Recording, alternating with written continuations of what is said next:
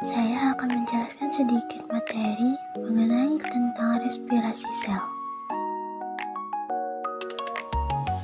Sebelum masuk ke materi inti tentang respirasi sel, terlebih dahulu kita pelajari tentang konsep dasar respirasi.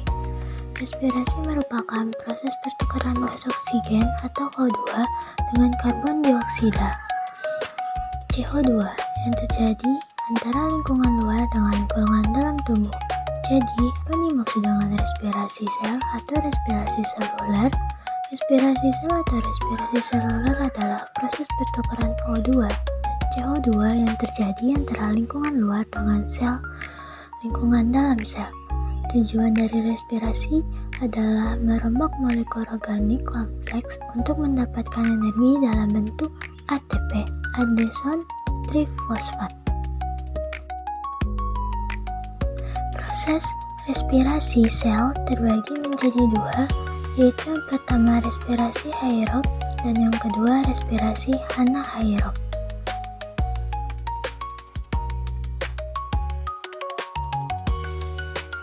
Respirasi aerob merupakan reaksi katabolisme melakukan suasana aerobik atau O2, terdiri dari 4 tahap, berlangsung di sitosol dan mitokondria sel, dan hasil dari respirasi ini adalah energi dengan jumlah besar.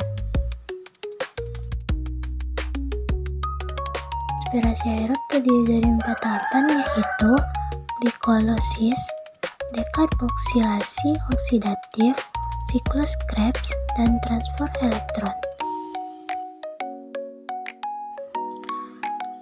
Tahap dari respirasi aerob adalah yang pertama, glikosis adalah tahap perubahan glukosa atau C6 menjadi 2 molekul asam trisulfat atau C3.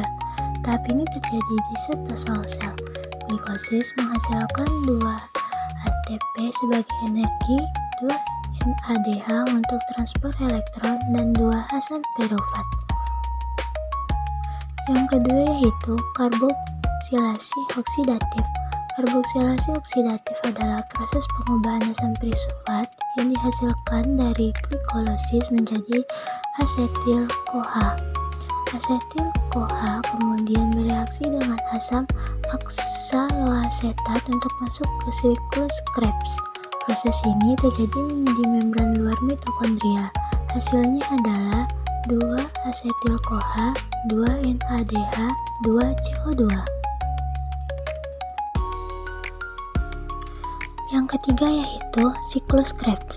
Siklus Krebs adalah reaksi penyatuan asetil-CoA dengan asam oksaloasetat. Reaksi ini terjadi di mitokondria dan menghasilkan 6 NADH, 2 FADH2, 2 GTP atau HTP, 4 CO2.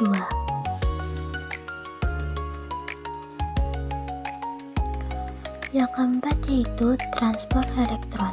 Transport elektron adalah proses reproduksi dan oksidasi dari NADH dan FADH2 yang menghasilkan ATP dalam jumlah besar, yaitu sekitar 32 ATP. Tahapan ini terjadi di membran dalam mitokondria. Yang kedua yaitu ada anaerob. Apa itu respirasi anaerob? Respirasi anaerob merupakan reaksi katabolisme yang tidak memerlukan oksigen. Proses ini terjadi di sitoplasma. Tujuan respirasi anaerob adalah untuk menguraikan senyawa organik dan menghasilkan energi. Hasil dari respirasi anaerob adalah 2 ATP, jauh lebih sedikit dibandingkan respirasi aerob. Respirasi anaerob terdiri dari fermentasi asam laktat dan fermentasi alkohol.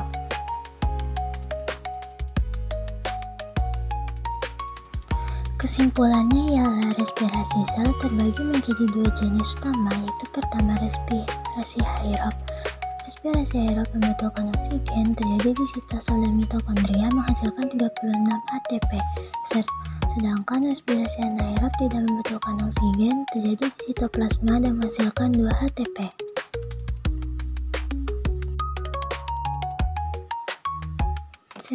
Sekian video dari saya, terima kasih telah menyaksikan. Semoga materi ini bermanfaat dan bisa menambah pemahaman kalian tentang respirasi sel. Assalamualaikum warahmatullahi wabarakatuh.